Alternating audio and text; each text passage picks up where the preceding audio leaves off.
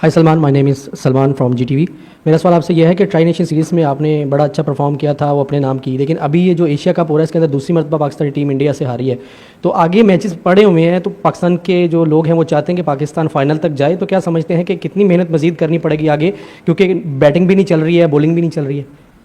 Sir, bowling ने तो बहुत अच्छा किया ट्राई नेशन में भी और यहाँ पे भी, और बैटिंग आप कह सकते हैं कि आज काफ़ी बेहतर बैटिंग हुई है, तो वही ये एक पॉजिटिव ज़रूर है। और हमको पता है कि ये गेम हमको जितना जल्दी हो सके भूलना है, और हमारा द डे आफ्टर टुमारो एक और गेम है, तो हम उसके लिए लुक फॉरवर्ड करेंगे और इंशाल्लाह वहाँ पर जाकर बेहतर परफॉर्मेंस करने की कोशिश करेंगे।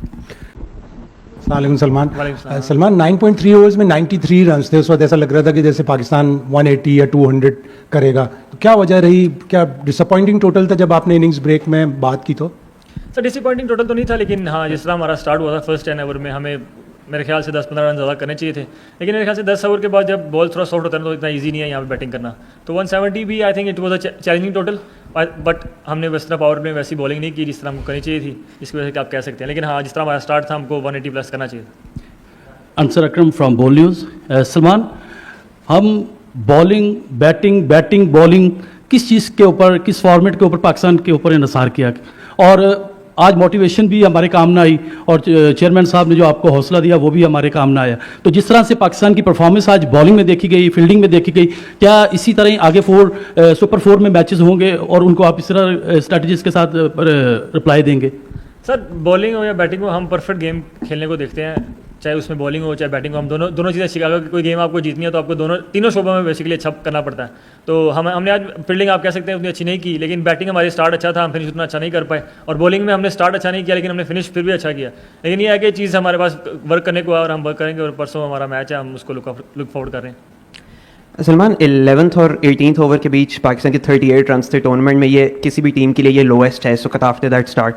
तो अभी एंड पे हारिस और शाहीन भी, उनको अपॉर्चुनिटी नहीं मिली बैटिंग। आपको लगा कि बीच में शायद थोड़े से डिफेंसिव थे और एक दो ज़्यादा aggressive choices in terms of कौन आगे बैटिंग करे हो सकती थी, अगर आपने कहा कि 10-15 रन शॉर्ट थे?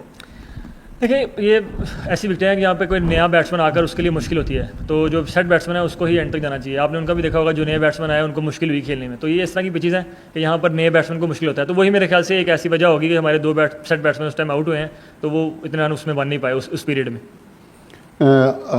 अपने सलमान, जिस वक्त आपके पास मोहम्मद हारिस मौजूद थे तो उस स्टेज पे हुसैन तलत को भेजना ठीक डिसीजन था, क्योंकि हारिस और हुसैन तलत ज़ाहिर है मुस्तकिल खेल भी रहे हैं और तेज़ भी खेलते हैं। फिर जो हमारे दो सीनियर बॉलर्स थे, आज शाहीन ने 40 रन दिए, अबरार ने 43 रन दिए, तो यहाँ भी आप देख रहे हैं कि बॉलिंग बाकी बॉलरों के मुकाबले में इन दो के जो 8 ओवर से उसने काफ़ी डिफरेंस क्रिएट किया। सर, मुझे लगता है कि जो हुसैन तलत है वो स्पिनर्स का बहुत अच्छा बैट्समैन है। उस टाइम पे मेरे ख्याल से उनका, हम लोगों को ये लगा कि राइटी लेफ्टी अगर हम रखेंगे तो उनके बॉलर्स को थोड़ी डिफिकल्टी होगी, और ये जब आप राइटी लेफ्टी रखते हैं तो मुश्किल होती है स्पिनर्स को।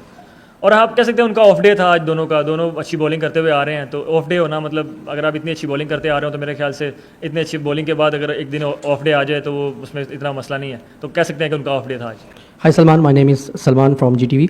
मेरा सवाल आपसे यह है कि ट्राई नेशन सीरीज़ में आपने बड़ा अच्छा परफॉर्म किया था वो अपने नाम की, लेकिन अभी ये जो एशिया कप हो रहा है इसके अंदर दूसरी मरतबा पाकिस्तानी टीम इंडिया से हारी है।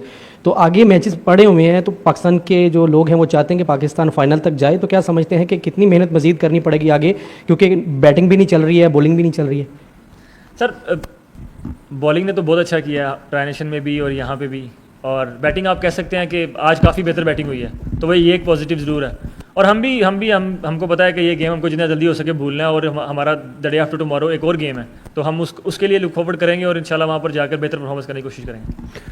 सलमान, जैसे आपने अभी कहा कि यहाँ पे 10 ओवर के बाद थोड़ा सा प्रॉब्लम होता, आपको प्रॉब्लम हुआ, स्टार्ट अच्छा मिला हुआ था, लेकिन एक बेनिफिट आपको ये था कि शिवम दुबे ने जब 10 ओवर के बाद वो आए, दोनों सेट बैट्समैन उन्होंने आउट किए और 3 ओवर में 16 रन देके गए, तो एक आपको वहाँ पे लगा कि थोड़ा सा प्रॉब्लम हो रही है। लेकिन जब बॉलिंग में पाकिस्तान आया तो फ़हीम अशरफ को आप 11वें ओवर में लेके आए, उन्होंने पहले ओवर में विकेट ले ली। तो आपको लगता है इन दी हाइंड साइड के उनको पहले लाया जा सकता था इन कंडीशन में, क्योंकि आपको एडवांटेज भी हो गया था पहली इनिंग देखने का भी, तो इसके बारे में क्या कहेंगे? देखिए सर, हमारी टीम का थोड़े एक प्लान्स हैं, हम उनको फॉलो करते हैं। हम जो फ़हीम है उसको हमने इस तरह यूज़ करना है कि हमने 10 ओवर के बाद उसको यूज़ करना है, क्योंकि उसके जो ऑफ कटर्स और उसकी जो लेंथ है वो मुझे लगता है कि आफ्टर 10 ओवर्स मतलब काफ़ी इफेक्टिव हैं और इसीलिए वो काफ़ी इफेक्टिव भी हुआ। आज उसने बॉलिंग बहुत अच्छी की है। लेकिन आज जब आप हारते हैं, आप कह सकते हैं ये चीज़ें कि किसी बॉलर को पहले ले आते हैं या बाद में ले आते हैं, लेकिन ये चीज़ें हारने के बाद मतलब ये चीज़ें आप सोच सकते हैं। और अगर पहले ले आते, अगर उसको भी मार पड़ जाती, तो अभी आप ये कह रहे होते कि किसी दूसरे बॉलर को पहले ले आते। तो ये चीज़ें जब आप हारते हैं तो चीज़ें ये सामने आती ही आती हैं, लेकिन उन्होंने बॉलिंग बहुत अच्छी की आज। Hi Salman, this is Abdullah from Gulf Today. Salman, Fakhar Zaman के आउट होने के बाद we saw some footage on the television where Fakhar Zaman and Mike Hastings both were looking upset with the decision. So as a team, do you think that the decision went against you? I don't know about the decision. As far as I concerned, I thought it was like it's obviously umpire's job. Umpires can make mistakes, and I have no problem with that. But it does look like it bounced before to me. But I might be wrong. I don't know. But it was something you can say. The way he was batting, if he batted like throughout the power play, it could have been probably would have scored 190. You never know. But yeah, that's umpire's call, and they can make mistakes. I don't know. It was like to me it looked bounced before the keeper. But yeah, I can be wrong as well. अस्सलाम वालेकुम सलमान भाई, हम चौधरी फान ज़हीर। अच्छा, जब से नई रजीम आई, आप कैप्टन आए, एक माइंडसेट था कि we have to play the modern day cricket और एग्रेशन की बात की गई कि 200 प्लस करेंगे। But after the Pakistan and Bangladesh series in Pakistan हम देख रहे हैं बांग्लादेश, वेस्ट इंडीज़ और अभी भी कहीं कन्फ्यूजन नज़र आ रही है। यू आर नॉट श्योर कि हमने 200 करना है या 130 140 पे कहीं रुक गए हैं। बैट्समैन को क्या आपको लगता नहीं है कोई क्लैरिटी का मसला आ गया, या कोचिंग की तरफ से कोई स्पेसिफिक इंस्ट्रक्शन थी पहले, अब नहीं है? कहाँ कुछ लगता है कोई गैप आ गया कहीं इंस्ट्रक्शन में? सर, आप जो जिस सीरीज़ की आप बात कर रहे हैं वो पाकिस्तान में थी और वहाँ पर पार स्कोर ही 200 है। और जहाँ पर हमने उसके बाद क्रिकेट खेली है, अगर आप बांग्लादेश देख लें, अमेरिका देख लें, शारजा और यहाँ दुबई, ये कंडीशन ही सर 200 वाली है ही नहीं है। ये कंडीशन अलाउ ही नहीं करती हैं आपको 200 करने की। आपको कंडीशन को रिस्पेक्ट तो देनी देनी है। आप ये नहीं कह सकते कि कंडीशन आपको अलाउ कर रही है 160 के लिए हमने 200 करना है। तो वो मतलब मुझे ऐसा लगता है कि थोड़ा मतलब वो केयरलेस हो जाती हैं चीज़ें। तो उसके बाद मेरे ख्याल से कंडीशन ने हमें अलाउ ही नहीं किया 200 का। अगर आप देखेंगे अच्छा पिच हमें मिलेगा तो हम आपको फिर वही बैटिंग करते हुए नजर आएंगे जो हम आपने देखा था बांग्लादेश में। तो मेरे ख्याल से कंडीशन का भी काफ़ी फ़र्क है। Thank you very much.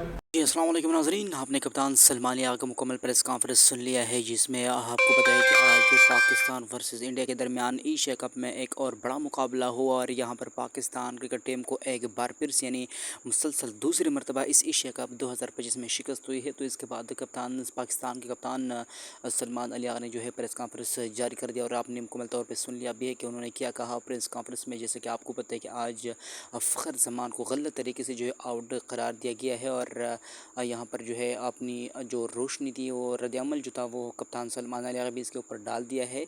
लेकिन आज अगर हम बात करें तो और पहले मैच में इंडिया के ख़िलाफ़ जिस तरह एशिया कप में पहला मैच पाकिस्तान के ख़िलाफ़ था इंडिया का, तो वहाँ पर भी अंपायर ने जो है 3 आउट जो थे वो LBW के जो पाकिस्तानी खिलाड़ी थे वो गलत करार दिए गए। तो आज एक बार फिर से जो कैच था और वो जो है फ़खर जमान नॉट आउट करार दिया गया था, सॉरी आउट करार दिया और वो था नॉट आउट। पाकिस्तान के जितने भी लेजेंड्स क्रिकेटर्स हैं वो सब जो है इनको रॉन्ग डिसीजन कह रहे हैं आज और फ़खर जमान के साथ एक बार फिर से ज़्यादती जो है वो हो गई है। लेकिन एक बार फिर से जो है अगर पाकिस्तान क्रिकेट टीम फाइनल में पहुँचता है तो इंडिया के ख़िलाफ़ एक बार फिर से फाइनल में मुकाबला हो सकता है। पाकिस्तान और इंडिया का मैचेस आने वाले हैं, लेकिन पाकिस्तान जो है वो जीत नहीं सकते। दूसरी मुसलसल शिकस्त हुई है तो तीसरा कैसे जीतेगा।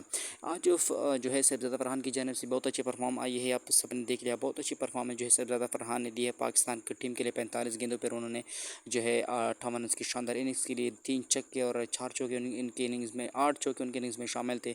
तो सब हमारे साथ इसके और इस कमेंट बॉक्स में शेयर कर सकते हैं अगर एशिया कप में पाकिस्तान और इंडिया का फाइनल आ गया तो वो कौन जीत सकता है।